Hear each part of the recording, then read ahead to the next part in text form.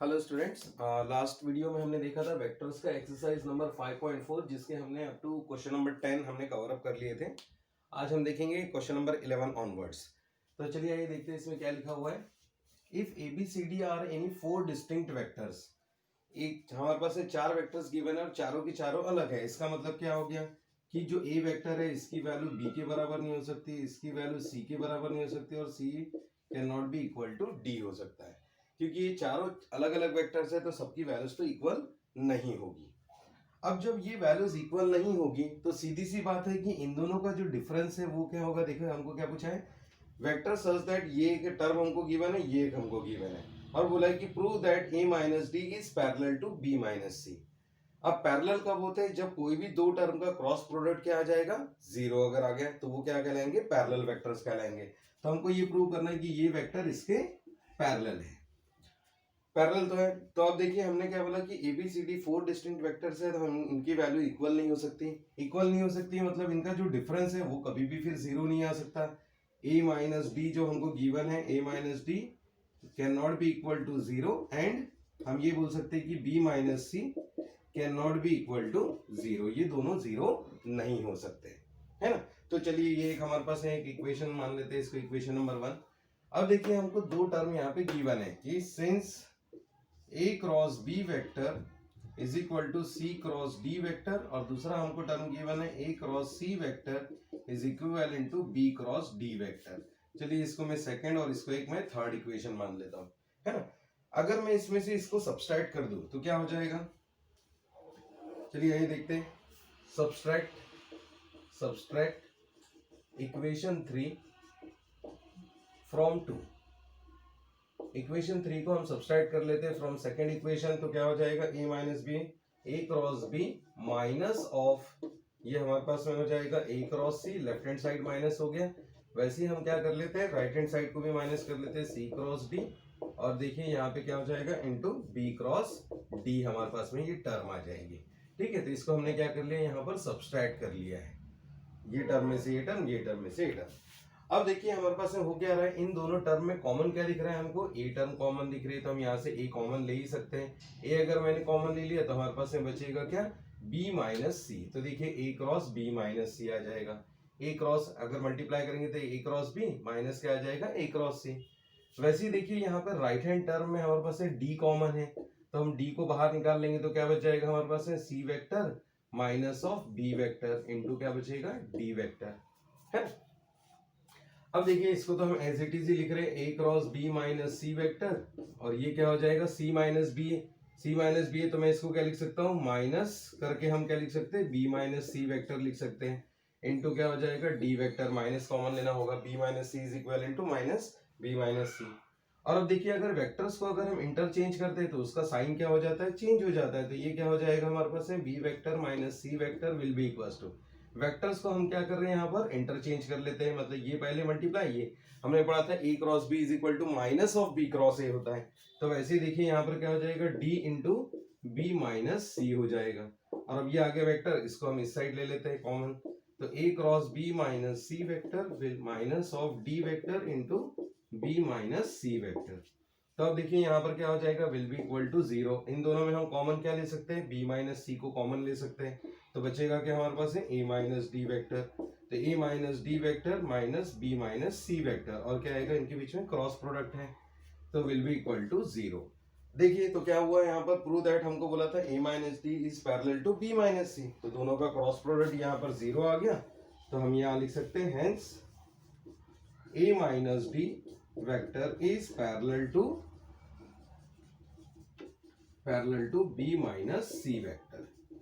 तो ये हमारा क्या हो जाएगा, फाइनल सॉल्यूशन हो जाएगा। तो चलिए जल्दी से स्क्रीनशॉट लीजिए और मेरे चैनल को आपने सब्सक्राइब नहीं किया होगा तो जरूर सब्सक्राइब कीजिए। चलिए जल्दी से लीजिए स्क्रीनशॉट। चलिए आगे बढ़ते हैं, अब हम देखते हैं क्वेश्चन नंबर 12। क्वेश्चन नंबर 12 में देखिए क्या गिवन है, इफ ए वेक्टर हमको गिवन है, सी वेक्टर गिवन है, हमको बोल रहा है find the vector B, B vector की वैल्यू हमको फाइंड आउट करनी है। सेटिस्फाइंग इन दो इक्वेशंस को ये क्या करना चाहिए, सेटिस्फाई करना चाहिए। तो अब देखिए बी वेक्टर तो हमको गिवन नहीं है यहाँ पर, तो सबसे पहले हम क्या मान लेते हैं, लेट एक एज्यूम कर लेते हैं, let B vector will be equal to, मान के चलिए कुछ भी हम मान सकते हैं, x of i plus y of j plus z of k मैं मान लेता हूँ, है ना। अब हमको क्या गिवन है कि a डॉट ऑफ b की वैल्यू हमको 3 गिवन है। गिवन क्या है हमारे पास, a dot of b vector will be equals to 3 हमको गिवन है। तो a की वैल्यू तो हमको गिवन है यहाँ पर i plus j plus k, b की वेक्टर की वैल्यू हमने एज्यूम कर ली x of i plus y of j plus क्या है z of k is equal to कितना गिवन है 3। तो अब देखिए इसको मल्टीप्लाई कर लेते हैं, i डॉट i क्या हो जाएगा 1, तो बचेगा क्या x plus y plus z will be equals to 3। तो देखिए हमारे पास एक इक्वेशन आ गया यहाँ से हमको, तो ये मान लेते हैं सपोज इज इक्वेशन नंबर 1, है ना। अब हमको एक और टर्म यहाँ पे गिवन है a cross b equal to c। तो a cross b equal to c, इसका मीनिंग क्या हो गया, a cross b equal to c vector. तो a vector cross of b vector, और जब भी हमको क्रॉस प्रोडक्ट फाइंड आउट करना है तो हम क्या ले लेते हैं, यहाँ पर डिटरमिनेंट ले लेते हैं i j के। a के वेक्टर की कोफिशिएंट है कितने 1 1 1, तो हम ले लेते हैं 1 1 1। b वेक्टर के कोफिशिएंट हमारे पास हमने एज्यूम किए थे x of i y of j और z of k is equal to क्या होगा हमारे पास है c वेक्टर। तो c वेक्टर हमको गिवन है j माइनस k के इक्विवेलेंट। तो हम क्या कर सकते हैं, इसका डिटरमिनेंट सॉल्व करके हम इसको राइट हैंड साइड से कंपेयर कर सकते हैं। तो क्या आ जाएगा i into Z minus Y, तो ये आ जाएगा i इंटू जेड, इन दोनों का cross multiply, z minus y हो जाएगा हमारे पास है, तो ये हो जाएगा z minus Y minus j into क्या हो जाएगा इनका मल्टीप्लाई z माइनस x, तो ये आ जाएगा z minus x plus k into क्या आ जाएगा हमारे पास में third term y minus x। तो y minus x will be equal to क्या हो जाएगा j माइनस k। और बाय इक्वालिटी हम क्या कर सकते हैं, दोनों को कंपेयर कर सकते हैं। इक्वालिटी ऑफ वेक्टर्स, हम इनको कंपेयर कर लेंगे। तो कंपेयर करने से क्या हो जाएगा, इसकी वैल्यू इसके बराबर आ जाएगी। देखिए i यहाँ पर है, यहाँ पर नहीं है, तो क्या हो जाएगा z minus Y is equal to 0। यहाँ पर देखिए क्या हो जाएगा minus of z minus X will be equals to कितना हो जाएगा 1, या फिर हम बोल सकते हैं कि z minus X will be equals to -1। तो ये एक हमको इक्वेशन मिला, ये एक इक्वेशन मिला। और फिर तीसरा देखिए क्या हो जाएगा y minus X will be equal to -1, तो ये भी हमको एक इक्वेशन मिल जाएगा। तो यहां से देखिए हम क्या कर सकते हैं, फ्रॉम यहाँ पर क्या हो गया 0, तो यहाँ से हमको एक वैल्यू मिल जाएगी। तो फ्रॉम 2 देखिए यहाँ पर क्या आने वाला है, ये हो गया हमारे पास। तो फ्रॉम हम 2 ये बोल सकते हैं कि z is equal to Y हो गया, है ना। यहाँ पर एक वैल्यू मिल गई हमको, और यहाँ पर क्या है तीसरी वैल्यू भी हमको गिवन है। तो इसमें से हम क्या निकाल सकते हैं, इसमें से हम x की वैल्यू निकाल लेते हैं फ्रॉम 3। फ्रॉम 3 क्या हो जाएगा, x का जो वैल्यू है वो कितना हो जाएगा, x को इधर ला लेते, 1 को इधर ला लेते, तो x will be equals to z plus 1 के इक्विवेलेंट हो जाएगा। तो x और y की वैल्यू हम पुटअप कर लेते हैं, तो हमको क्या मिल जाएगा, यहाँ से z का वैल्यू इजीली मिल जाएगा फ्रॉम इक्वेशन नंबर 1। तो फ्रॉम 1 हम क्या बोलेंगे, from 1 x plus Y plus Z is equal to हमारे पास 3 अवेलेबल है।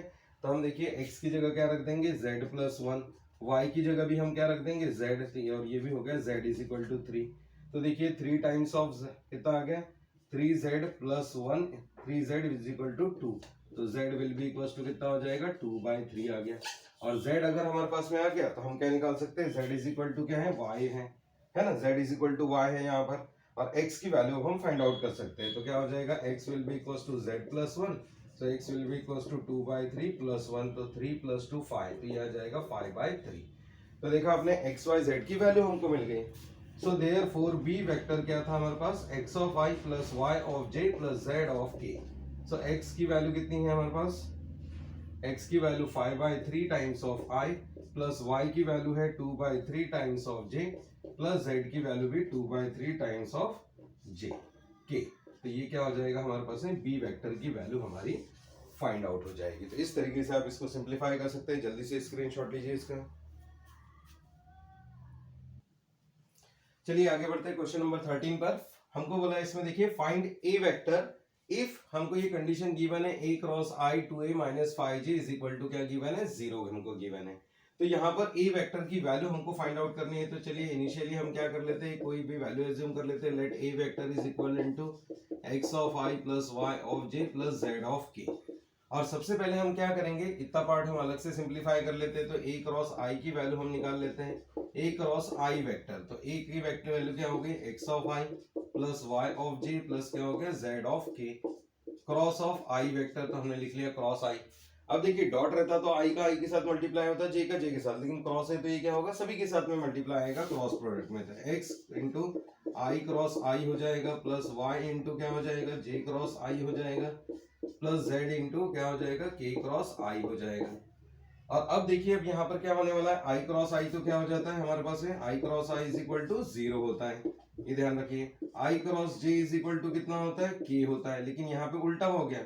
सो देयरफॉर क्या हो जाएगा जे क्रॉस आई जो होगा वो किसके बराबर होगा माइनस के बराबर होगा, है ना। और वैसे ही देखिए तीसरी टर्म में के क्रॉस आई तो ये किसके इक्विवेलेंट हो जाएगा जे के बराबर हो जाएगा। तो अब देखिए यहाँ पर क्या होगा A vector cross of I vector will be equals to, तो आई क्रॉस आई तो 0 हो गया प्लस वाई इंटू ये क्या हो जाएगा माइनस ऑफ के, जे क्रॉस आई मतलब क्या हो जाएगा माइनस ऑफ के, और ये हो जाएगा प्लस जेड इंटू के क्रॉस आई यानी क्या हो जाता है जे हो जाता है। हमने पिछली वीडियो में पढ़ा है ये सारी चीजें, तो क्या हो जाएगा यहाँ पर minus Y of K plus Z of J हो जाएगा, सॉरी माइनस वाई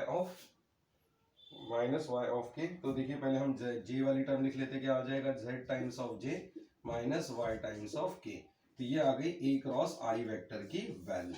तो चलिए अब क्यों ना इसको इस इक्वेशन में पुट कर दिया जाए, तो क्योंकि हमको इक्वेशन गिवन है यहाँ पर, since A vector cross of I vector plus 2a minus 5 of J will be equal to 0। तो बस ए की वैल्यू हमको नोन है, ए की वैल्यू कितनी है ये रही हमारा इक्वेशन। तो ए क्रॉस आई तो ए क्रॉस आई अब भी हमने फाइंड आउट किया, तो डायरेक्टली हम इसी को सब्स्टिट्यूट कर लेते हैं Z of J minus Y of K plus 2 times of A vector यानी X of I plus Y of J plus Z of K, ये हो जाएगा minus 5 times of J will be equal to 0। तो अब देखिए जितनी भी जे term है उनको ऐड कर लेते हैं। ये क्या है हमारे पास है जे, ये भी एक जे वाली टर्म है और ये भी एक हमारे पास जे वाली टर्म है, तो क्या हो जाएगा z plus Y minus 5 times of J हो जाएगा। फिर देखिए के वाली टर्म ले लेते हैं plus minus Y plus 2z, यहाँ पे भी क्या होगा 2y होगा, सॉरी यहाँ पे भी क्या आएगा, हमने जे वाली टर्म ऐड की थी 2y, यहाँ पे क्या होगा 2z ऑफ क्या हो जाएगा k हो जाएगा और plus 2 times of x of i will be equal to 0। और अब हम देखिए बाय इक्वालिटी ऑफ वेक्टर्स क्या कर सकते हैं, by equality right hand side तो सब 0 ही है, तो क्या हो जाएगा ये टर्म भी 0 ये टर्म भी 0 ये टर्म भी 0, तो z plus 2y minus 5 equal to 0 minus y plus 2z equal to 0 twice x is equal to 0, so x is equal to कितना हो जाएगा 0, है ना 0/2। तो x की वैल्यू हमको मिल गई, तो अब हम क्या कर सकते हैं y की वैल्यू निकाल सकते हैं, और y की मिल जाएगी तो x की वैल्यू हमको यहाँ पर मिल गई है। तो अब देखिए यहाँ पर क्या होगा इस केस में 2y इक्वल्स टू, हाँ अब यहाँ पे हमको थोड़ा सिंप्लीफिकेशन करना पड़ेगा। मान के चलिए यहाँ से y की वैल्यू कितनी आ जाएगी 2z, तो y की वैल्यू क्या आएगी 2z के बराबर आएगी। तो यहाँ पर हम क्या कर लेते हैं इक्वेशन 1 में पुटअप कर लेते हैं, पुट इन 1, तो क्या हो जाएगा हमारे पास है z प्लस y की वैल्यू 2z, तो 2 times of 2z minus 5 equal to 0, तो ये हो जाएगा 4z plus 1 5z is equal to 5, तो z इज इक्वल टू 1 आ जाएगा, और z इज इक्वल टू 1 अगर आ गया तो y की वैल्यू क्या हो जाएगी y will be equals to 2 into z है, तो 2 हो जाएगी ये भी हमारे पास में। तो देखिए हमारे पास x y z की वैल्यूज आ गई, तो हमारा a वेक्टर क्या था x of i plus y of j plus z of k। तो अब यहाँ पे हम वैल्यू सब्स्टिट्यूट कर लेते हैं, x की value 0i plus y of j मतलब 2j प्लस कितना हो जाएगा 1k। तो इस तरीके से हमारा क्या होगा वैल्यूज आ जाएगी। तो चलिए जल्दी से स्क्रीनशॉट लीजिए इसका, है ना। तो चलिए आगे बढ़ते हैं हमारे क्वेश्चन नंबर 14 के ऊपर। अब देखिए इसमें क्या गिवन है, magnitude of A dot B is equal to magnitude of A cross B, और साथ ही में हमको गिवन है ए डॉट बी की जो वैल्यू है वो कितनी लेस देन 0 मतलब नेगेटिव होनी चाहिए, और हमको बोला है कि find the angle between A and B के हमको एंगल्स फाइंड आउट करने हैं। तो चलिए इसमें देखते हैं हम क्या कर सकते हैं इसमें कि A dot of B is equal to magnitude of A cross of B. अब हमने पढ़ा है कि A dot of B is equal to क्या होता है A B cos of theta होता है ना, और ये क्या हो जाता है mod of A cross B मतलब A B sine of theta हो जाता है, क्योंकि हमने पढ़ा है कि क्रॉस प्रोडक्ट आता तो साइन आता है, डॉट प्रोडक्ट में क्या आता है कॉस आता है एंगल में। अब हमको गिवन है कि सिंस ए डॉट बी की जो वैल्यू है वो क्या है लेस देन 0 है, इसका मतलब ये जो वैल्यू होगी वो कैसी होगी निगेटिव होनी चाहिए, क्योंकि ए डॉट बी की वैल्यू क्या है लेस देन 0, तो ये हो जाएगा minus A B cos of theta will be equals to A B sine of theta.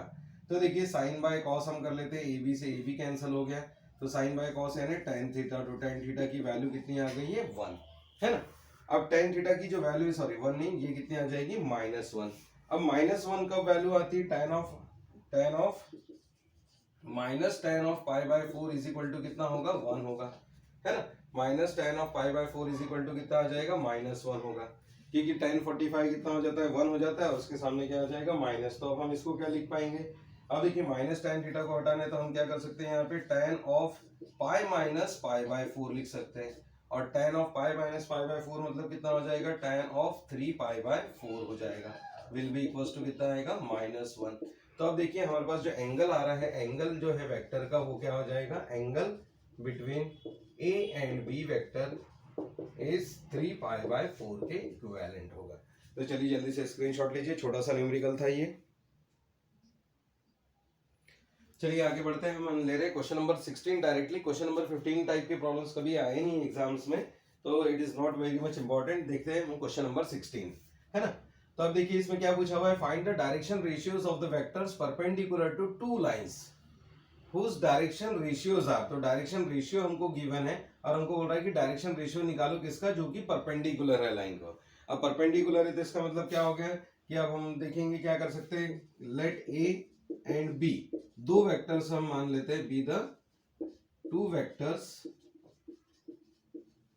Having direction ratios, जिनके डायरेक्शन रेशियोज क्या है हमारे पास में, -2 1 एंड -1, एंड क्या है हमारे पास में -3 -4 एंड 1।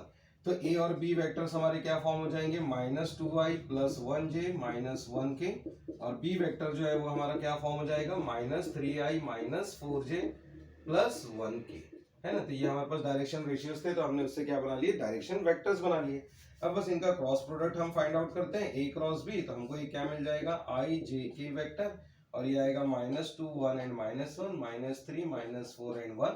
बस इससे हम क्या कर लेंगे, इनका सिंप्लीफिकेशन करेंगे तो हमारा सॉल्यूशन आ जाएगा। तो देखिए i इंटू कितना होगा 1 -4 आ जाएगा, -j इंटू ये हो जाएगा हमारे पास है -2, और ये हो जाएगा -3, प्लस k इंटू ये आ जाएगा हमारे पास 8 + 3। तो देखिए इस तरीके से क्या होगा, -3i -5 माइनस प्लस, तो 5 times of j + 11 times of k। तो देखिए हमारे डायरेक्शन रेशियोज क्या हो जाएंगे, अब डायरेक्शन रेशियोज आर -3 5 एंड 11। तो बस इस तरीके से हम क्या कर सकते हैं, direction ratio easily find out कर सकते हैं। तो वैसे ही आप सेकंड क्वेश्चन को भी सॉल्व कीजिए, ए और बी दो वेक्टर्स ले लीजिए, उनका क्रॉस प्रोडक्ट निकालिए, आपके डायरेक्शन रेशियोज रेडी हो जाएंगे। तो चलिए जल्दी से स्क्रीनशॉट लीजिए इसका। चलिए आगे बढ़ते हैं, वैसे ही क्वेश्चन नंबर 18 की तरफ। 17 भी मैं स्किप कर रहा हूँ क्योंकि इस टाइप के प्रॉब्लम बिल्कुल भी इंपॉर्टेंट नहीं होते हैं हमारे पास। चलिए आइए देखते हैं क्वेश्चन नंबर 18। क्वेश्चन नंबर 18 में देखिए क्या बोला है, इफ ए एक पॉइंट है, बी एक पॉइंट है, are the two points, then find the foot of the perpendicular drawn from point B. हमको क्या हो रहा है, फाइंड द फुट, फुट यानी जो भी उसका बेस होगा उसके पॉइंट्स हमको निकालना है, परपेंडिकुलर ड्रॉ किया from B to line joining the origin and the point A. मतलब ओरिजिन और पॉइंट ए कहाँ है, एक लाइन पर है हमारे पास में। तो देखिए हम एक ओरिजिन मान लेते हैं और एक क्या ले लेते हैं, ए पॉइंट हम ले लेते हैं, है ना। ए पॉइंट के हमको वर्टाइसेस गिवन है 1 2 एंड 3। फिर हमको बोल रहा है कि बी पॉइंट कहीं पर भी अगर होगा, बी पॉइंट है हमारे पास है कितना 4 5 6, तो यहाँ से हम क्या कर रहे हैं, परपेंडिकुलर ड्रॉप कर रहे हैं, परपेंडिकुलर, और वो भी किसके ऊपर, ओ ए सेगमेंट के ऊपर, line joining the origin and point A. तो ये क्या हो गया हमारा ओरिजिन, जिसके वर्टाइसेस क्या हो जाएंगे 0 0 0, और ये हमारा क्या हो जाएगा फुट हो जाएगा, जिसके हम क्या मान लेते हैं, कोऑर्डिनेट्स मान के चल लेते हैं कि x y z होंगे। तो ये क्या हो गया हमारे पास, परपेंडिकुलर हमने ड्रॉप कर दिया बी पॉइंट से किसके ऊपर, लाइन जॉइनिंग द पॉइंट्स ओ ए, और m क्या है हमारा, फुट है वहां पर कि ये इसके ऊपर बेस बना हुआ है ना। तो अब देखिए हम इसके क्या कर सकते हैं, डायरेक्शन रेशियोज निकाल सकते हैं। तो हमने लिख लेते हैं यहाँ पे पहले कि late m be the foot of perpendicular drawn on OA।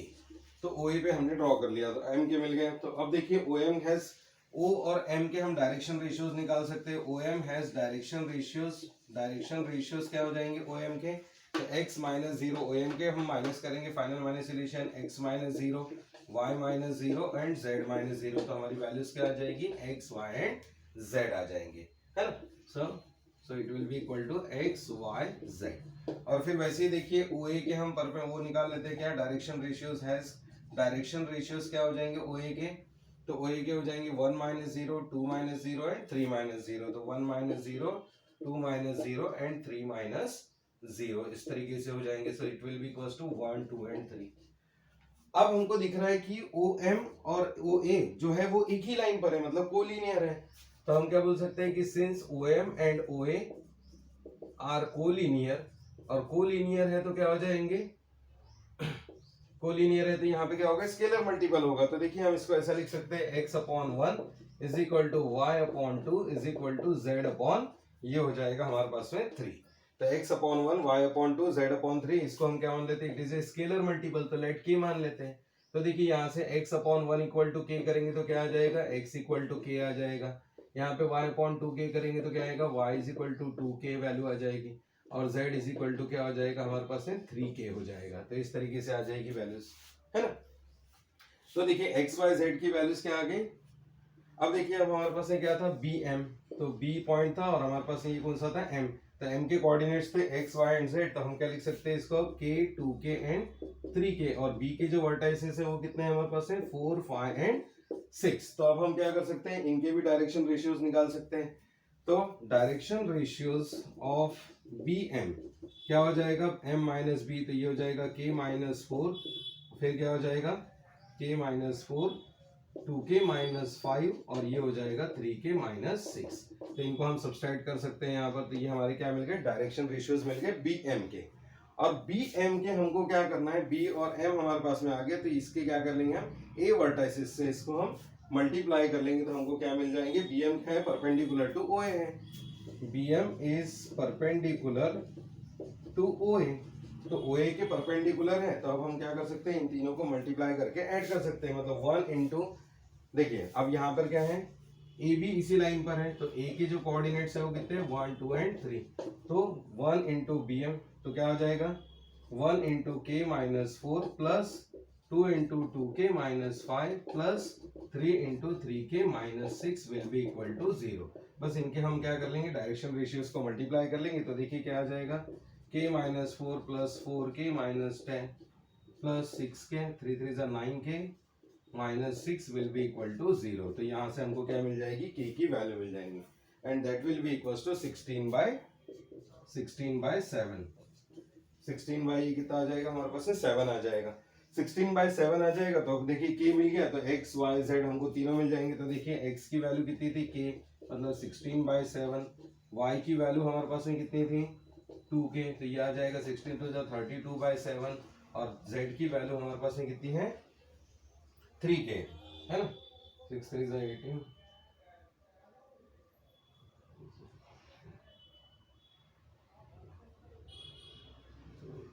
ये आ जाएगा 48/7। तो एक्स वाई जेड की वैल्यूज हमको मिल गई है। तो ये क्या आ गए, हमारे डायरेक्शन रेशियोज आ गए इसके। तो बस यही हमारा आंसर क्या हो जाएगा, क्लोज हो जाएगा। तो आज की वीडियो में हम इतना ही देखेंगे, और ये हमारी एक्सरसाइज 5.4 हमारी कंप्लीट हो चुकी है। अब हम स्टार्ट करेंगे एक्सरसाइज 5.5। तो चलिए जल्दी से इसका स्क्रीनशॉट ले लीजिए, और अगर आपने मेरे चैनल को सब्सक्राइब नहीं किया है तो जरूर सब्सक्राइब कीजिए। Thank you very much, have a good time.